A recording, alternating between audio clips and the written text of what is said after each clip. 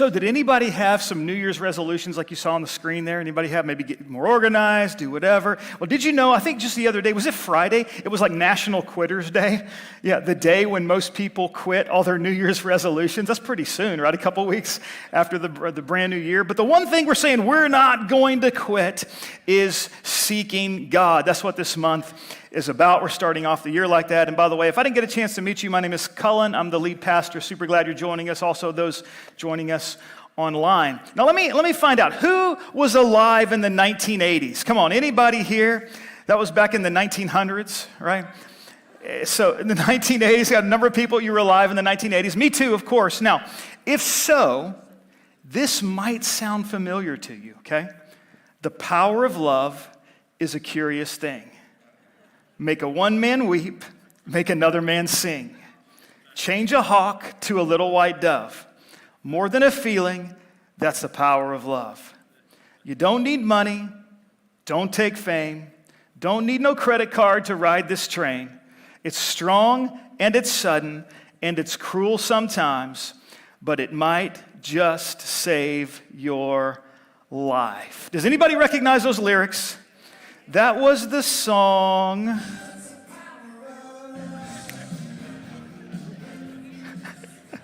Come on, you know you want to sing that. The Power of Love, right?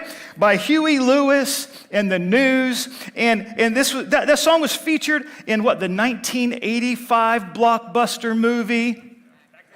Back to the Future, that's right. Some of you guys are like, you know this. Very good, very good. Well, that song, it was so popular, I think it was their very first number one hit.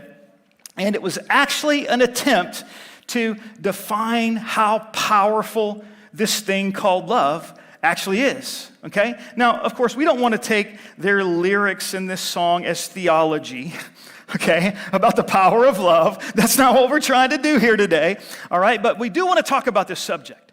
We want to talk about the power of love. So we're going to dive into this, and we're going to focus on this main idea about how love is powerful and love is permanent. Okay, so love is powerful and love is permanent. Now, it's not either or. It might be kind of tempting to think, well, it's one or the other. No, it's not either or. It's actually both of those things. Now, maybe you've heard about the power of love. Maybe you feel like you've experienced something about the power of love. But what about the permanence of love, right? I mean, we often hear a lot of opposites about the permanence of love. We hear about how love is destroyed, how love is broken, how love is shattered, right? So is love being permanent? Is that even possible? Is that even attainable? So we're going to unpack some of these things together today, and this is part 2 of our series called Seek God. And as you heard a while ago, we're starting off 2025 by seeking God, by reading the Bible, by praying, booking hours in our prayer room, tomorrow a noon prayer, Wednesday right here, Pursuit Night, seeking God, and that's why we're fasting on Mondays and Wednesdays as well, all right? Now, I got to tell you this, next Sunday, I'm going to be delivering a vision message for 2025 that you want to be here for, okay? You got to be here for this. I can't wait to share what God's put in my heart for you. I can't wait to share what God's put in my heart for Reach Church. And we're also releasing a limited edition merch item as well, okay? Merch drop next week. But today, as we better understand how love is powerful and how love is permanent, okay, we can also better seek God, which is what God's called us to do here in the month of January. So we're gonna take this information from 1 Corinthians chapter 13, which this will be our final message in what we call the love chapter. We've been journeying through the book of 1 Corinthians. It says this, 1 Corinthians chapter 13, starting in verse 7. It says this, it, meaning love, it always protects, always trusts, always hopes, always perseveres. Love never fails. But where there are prophecies, they will cease. Where there are tongues, they will be stilled. Where there is knowledge, it will pass away. For we know in part, and we prophesy in part. But when completeness comes, what is in part disappears. When I was a child, I talked like a child. I thought like a child. I reasoned like a child. When I became a man, I put the ways of childhood behind me. For now we see only a reflection as in a mirror. Then we shall see face to face. Now I know in part, then I shall know fully, even as I am fully known.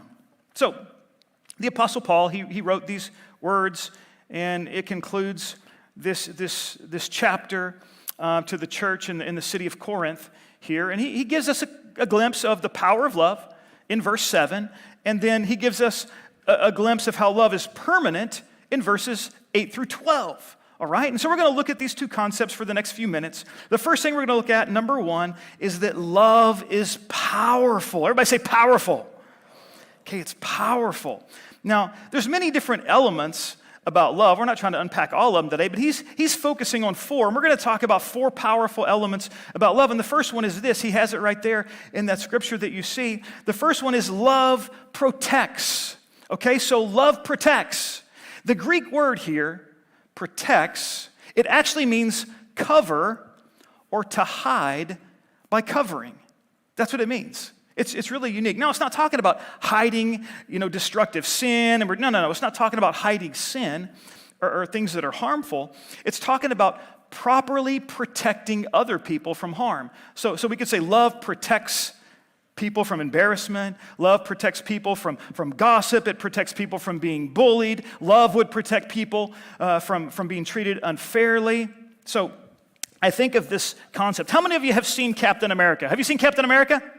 Okay, you've seen Captain America? So I have like a little kid's Captain America shield here, okay? Because this is kind of what I think of when we unpack this concept of how love protects and we look at the Greek meaning of this. So if you've seen Captain America, you know that one of his superpowers, or his primary superpower, is a shield, right? He has a shield, and it's supposedly made from like indestructible, really lightweight material, so he can move it around quickly, and he uses it to stop the forces that are against him. If he's being shot at, if objects are flying at him, or whatever it is, so he uses this shield to what? Protect. He uses this shield to protect himself. He uses this shield to protect others. So if he's behind the shield, he's protected. If somebody else is with him and they're behind this shield, then he uses this shield to protect them as well. So it protects him against harm. And this is actually, I want us to get this concept in our minds, because this is not just the shield of the superpower for Captain America, but this is like the superpower of love, okay? Because it protects. Love does the same thing. When somebody steps in and they become a shield for another person, maybe you've done that before. You've shielded somebody else from something harmful. Okay? It's a beautiful way to express the power of love. It really is. So what are some practical ways we can demonstrate love being a shield and protecting other people? Well, instead of standing and watching somebody get bullied, sometimes we think, well, that's not right what's going on, but I'm not participating in it, so it's probably okay. No. Love would do something else. Love would take it to the next level, and love would step in to be a shield, not to just not participate in it, but to protect. Can you see what I'm saying? Love would protect somebody from getting bullied. Or maybe think about this. As a person in your life, oh my goodness, they really irritate you. You just they get on your nerves so bad. And you understand that person is receiving some false accusations against them. Well, it would be really easy, right, for something to kind of rise up on the inside of us and say, well, they deserve that. Like, I can't stand that person. They deserve that, or serves them right. Yeah? But instead of allowing that to happen, love would act as a shield. If we really care, if we really love would act as a shield and help explain that those are false accusations against that person, and those things are not true. So love would intervene and protect and help people to see, well, those are not accurate accusations. You see, that's real love. That's the power of love. Can you see what I'm saying?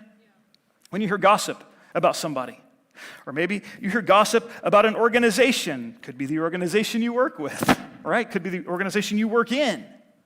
It's really easy to jump in and participate with that gossip.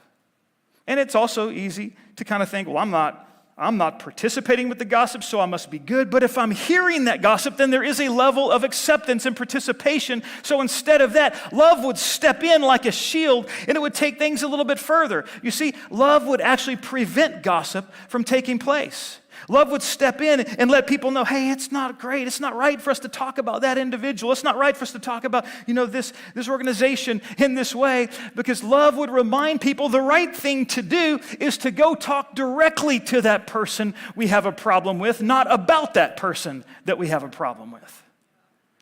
Love reminds people that we want to be a part of the solutions to honor others, not a part of the problems that destroy their lives. Okay, so that's the first powerful element of love. Love protects. The second powerful element about love is love trusts. Okay, trusts. Now, this doesn't mean that you just blindly trust what everybody says. Oh, I'm just going to trust it. No. We're not talking about that. We're not talking about just trusting what everybody does. That would be gullible. Okay, we're not talking about gullible. We're talking about love. Now, this type of trust, it's actually referring to the never-ending trust in God. Okay, that's the kind of trust this is talking about. And also choosing to leave justice in his hands. So this has two different dynamics to it. The first dynamic is when things don't look good, we trust that God is still good. Okay? When things don't look good, we trust that God is still good. We can put that on the screen. I think we have that up there so we can kind of remember that, right? So we trust God's character. What does that mean? We trust God's character more than the outcomes of life. Okay, the outcomes of life are going to be all over the place. We can't even always control those things, but we can trust God's character more than the outcomes of life. I recently heard Pastor Doug Clay. He's the general superintendent of the Assemblies of God, and I heard him talk about how he had a stroke in 2021. And he talked about how he was thankful that he made a full recovery from that stroke. There were no lingering effects from that. He was thanking God as he was telling this story. And he also said something to the effect of this. He said, but even if I would have had lingering effects from the stroke, that doesn't change who God is. I still trust him. I thought, wow, that's so powerful. That's a powerful statement. That's what love is, and that's what this is talking about. It always trusts in the character of God. When there's a disease or sickness that we're battling, and our health doesn't look good, shakes up our life, we can put our trust in God. We still trust in him. When there's people who are working against us, maybe in a relational environment, maybe in a family environment, and it just doesn't look good, we can still put our trust in the character of God. When we have unexpected car repairs or home repairs and our finances don't look good, we can still put our trust in the character of God. When we face obstacles that pop up in life, we don't know how to overcome them. We didn't see them. We got blindsided. When there's situations that are just not working out and they don't look good, what do? We put our trust in God. We trust in his character. The second dynamic to trusting is when things look unfair, we trust that God is still just. When things aren't, have you noticed life is not fair? Have you noticed that? Things are just not fair. But we trust God's justice in the context of God's goodness. We trust his justice in the context of his goodness. We trust that his justice will ultimately prevail when there is sin, when there is wrong, when there is injustice, when there is inexplicable horror that goes on in the world. And we know this is the case. We're not blind to that. We recognize that.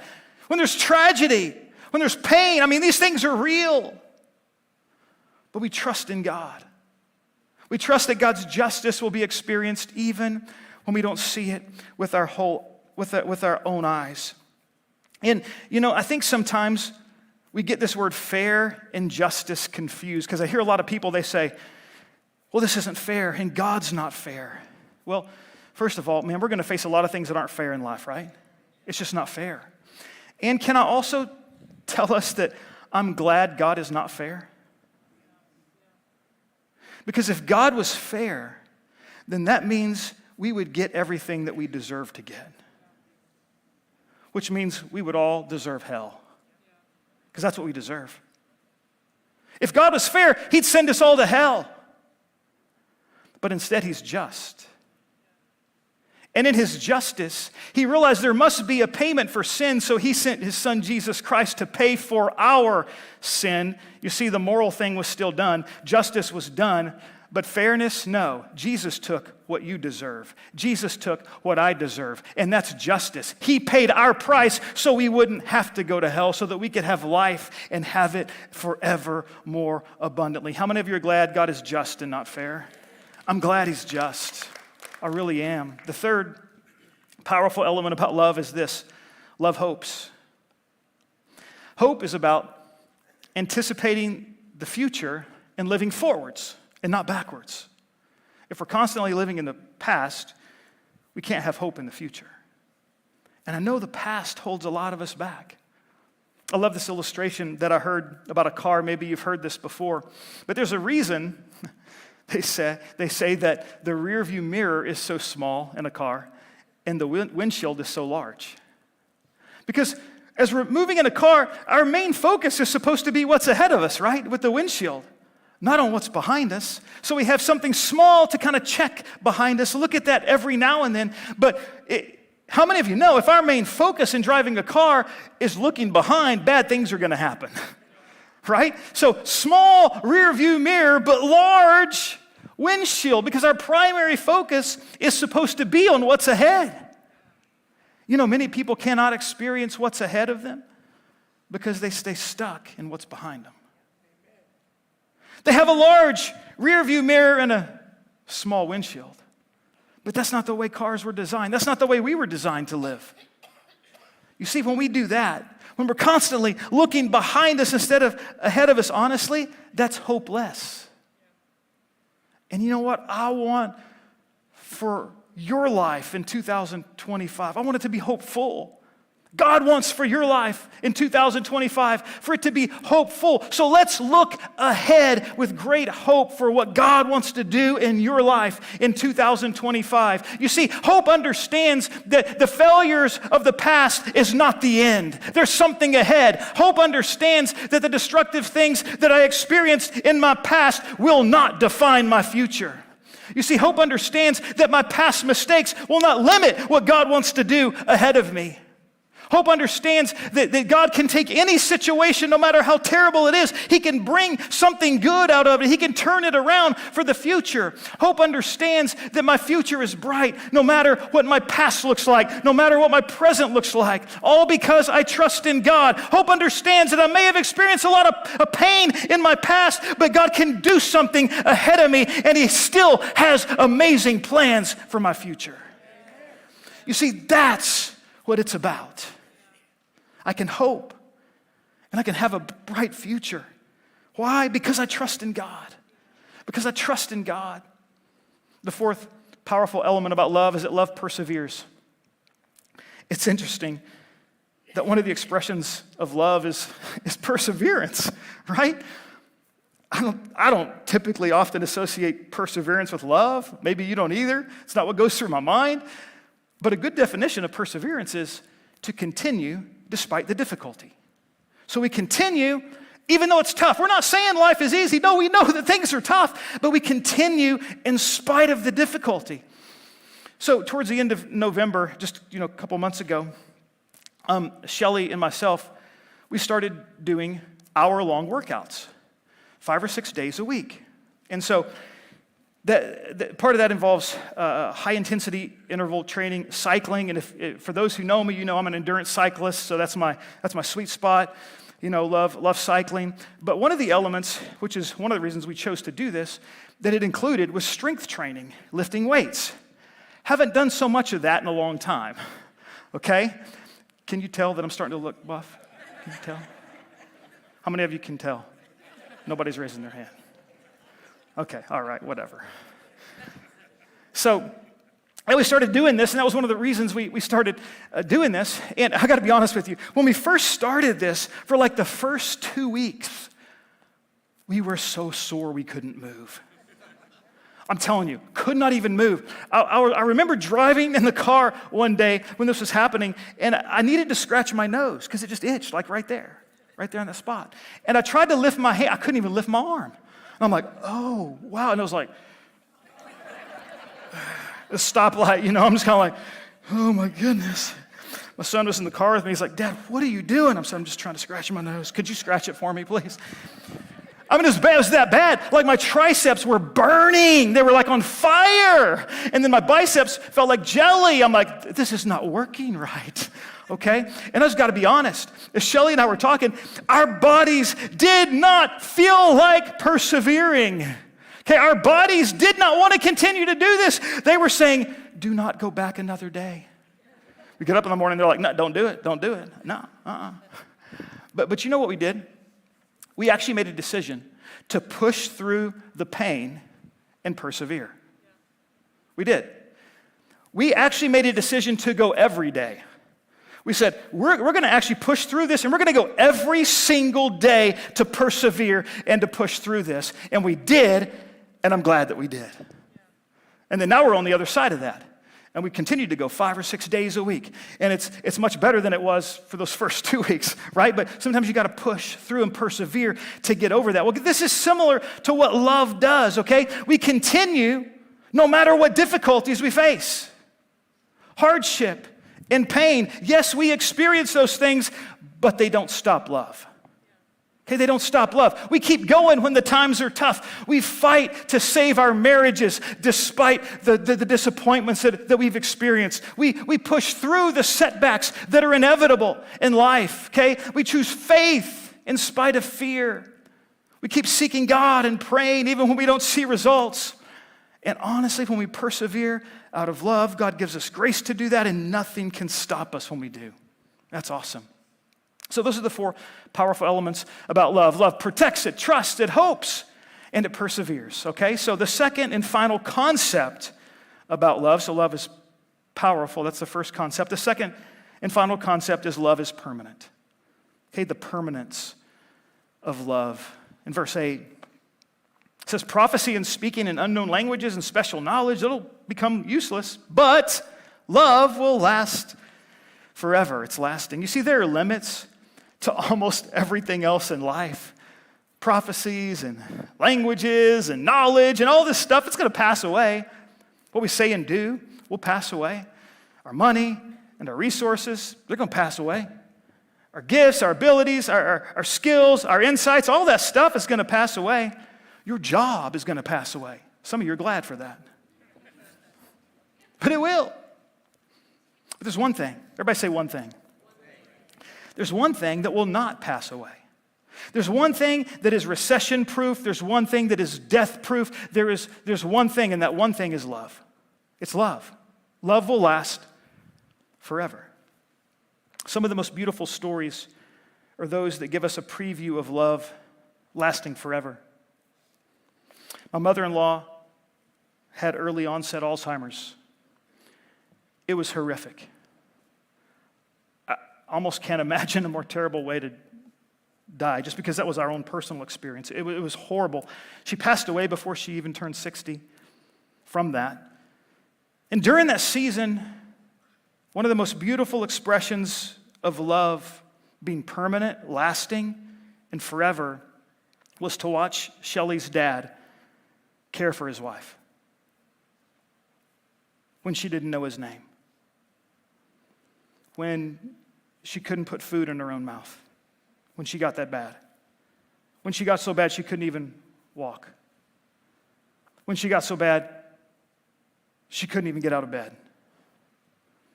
It was painful. It was a tragic season, and also a beautiful expression of love being permanent.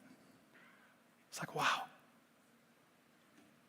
I think we all want to know, will I be shown the kind of love that is lasting? Will somebody show that to me?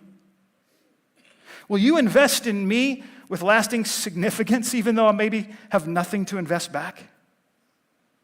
Will you still love me when I'm unlovable? Will there be limits and conditions to your love? Was this love a transaction, or is it truly unconditional? We can answer those questions through an expression of love that is lasting, because all of us want a limitless, a lasting love. Yet I think we realize we all have limits as human beings. Which brings us to the next truth about love being permanent, and that is love is found outside of ourselves. Verses 9 and 10, it says, "Now our knowledge is partial and incomplete, and even the gift of prophecy reveals only a part of the whole picture. But when the time of perfection comes, these partial things will become useless." When we try to locate love within ourselves, that's when it falls short of being permanent. We cannot attain to the level of perfection as Paul indicates in these verses. We can't do it. We don't have the ability to go there, okay? When we define love as something that we do, or an effort that we have to produce, or some emotion that we feel, or an experience that we have, maybe a moment that we share, a gift that we give, or words that we speak, when we define love like that, then honestly, we have given love an expiration date. A beginning and an ending point. Why? Because that kind of love is temporary human love that begins and ends with us. It's temporary. True love is not about what we do. True love is not our efforts. True love is not our experiences or feelings or situations. Guys, that's temporary love. What we need is a permanent, God kind of love. And that kind of love is actually outside of ourselves. It's a love that's far beyond us. So it has to come from outside of us. And this is why Paul suggests that the love he's referring to is different and it's permanently significant. That kind of love is found outside of us instead of inside of us. And I think many people have been looking for this love in the wrong places, and that's precisely why they can't find it. That's why they can't express it. That's why they can't enjoy it. Which brings us to the final truth about love being permanent. And that is, love redefines us. In verses 11 and 12, he said, "When I was a child, I spoke and thought and reasoned as a child. But when I grew up, I put away childish things. Now we see things imperfectly, like puzzling reflections in a mirror. But then we will see everything with perfect clarity. All that I know now is partial and incomplete, but then I will know everything completely, just as God now knows me completely." One of the things this verse mentions is that we see things imperfectly. Love is one of those things that we often see imperfectly. So how do we change that? What do we do about that? Well, when we understand that when Jesus looks at all of our issues, looks at all of our lovelessness, he looks at all of our messes, looks at our mistakes, looks at our screw-ups, looks at our flaws, looks at all of our bad decisions, okay? He doesn't just say, "Well, I would die for you because I love you." No. He says, "I did die for you." It's already done. He says, "I became nothing so that you could become something." So instead of thinking that we need to do something for God or even for others, we need to focus on what Jesus has already done for us. I got to tell you something. We can't wear God out with our imperfections. We can't wear God out with our unfaithfulness. We can't wear God out with us screwing up all the time. You see, he's not backing down from us, and his love doesn't back down from us either. I mean, I just think of it like this. The game is over when it comes to love. What I mean is that it's a done deal. Jesus has already won with love. You know, Jesus, he stepped onto the playing field, and I get it. It looked like it was going to be the most horrific day ever. You know, that there's going to be the most tragic death in human history. But out of that, he accomplished the ultimate victory by defeating death and rising from the dead. This is how we know that love never ends. His love has beaten death. Love destroyed death. Love has already won. Aren't you glad for that? Man, that's awesome. That's incredible. That means when we see all of our own impatience, our own cruelty, our own jealousy and our pride and our insecurities and our rudeness and our bitterness and our revenge and our attitudes, and I'm talking about me as well. When we see all of this stuff about ourselves and we realize, man, I got significant limitations. Like, what's going on? And then we wonder, how can we love our spouse with all this? How can we love our kids? How can we love our coworkers? How can we love the people next door? And if we're honest, can we just be honest? Maybe we feel like at times it's even hard to love God. You ever been there before? Just kind of feels hard to love God because of what's happened. We feel like we're running on empty. Well, that's when we tap into God's love. that he already won for us so we wouldn't have to. It's when our own love falls short. God's love, the love of Jesus, it actually redefines us. It redefines who we are. It redefines our relationships. It redefines how we act. It redefines what we say and how we speak. It redefines how we think. So what should we do? Well, we use God's love to express love instead of trying to use our own love to express love. We use God's love. And that's a game changer. It is. You know what else it redefines? It also redefines our pursuit of God. Instead of trying to seek God as we were doing in the month of January, instead of trying to seek God in pursuit of his love, we can actually seek God because of his love. It's a big difference between the two. See, we're not seeking God for his love, but because of his love. Oh, this is big. I want us to get this. As we're on a journey to start off the new year, reading through the New Testament of the Bible, praying Mondays at noon, Wednesdays at 6:30, prayer room slots, fasting on Mondays and Wednesdays. You know what? I found it's easy to seek God in our minds. We think, I'm seeking God to pursue his love because I want him to love me. And sometimes when we come to God as if we're returning from something bad that we've done, and we're like, oh, no, I did this, or I shouldn't have done this, or I screwed up here, and God, here I am, and that's how we come to God, and this is the way we enter that moment, hoping that he's going to accept us, hoping that he's going to love us, and that's our approach to God. But here's what we got to understand. Now, we don't need to seek him for his love. It's a done deal. We can seek him because of his love. And then when we come to God, it's on a completely different wavelength. It's coming to him out of acceptance, not out of trying to get something. We're not trying to get love and acceptance from God. Instead, we're enjoying the love and acceptance of God when we seek him. Can you see that? Oh, it's such a beautiful thing. Seeing that clearly, it completely redefines our pursuit of God. It'll redefine your pursuit of God. And it not only redefines us, but it redefines how we interact with God. And God wants that for you today. I want that for you today as well. I want to give you the opportunity to accept this incredible love from Jesus. I'm going to ask if we could all stand to our feet today, and if we could all, maybe nobody moving around, and if we could just maybe turn your face toward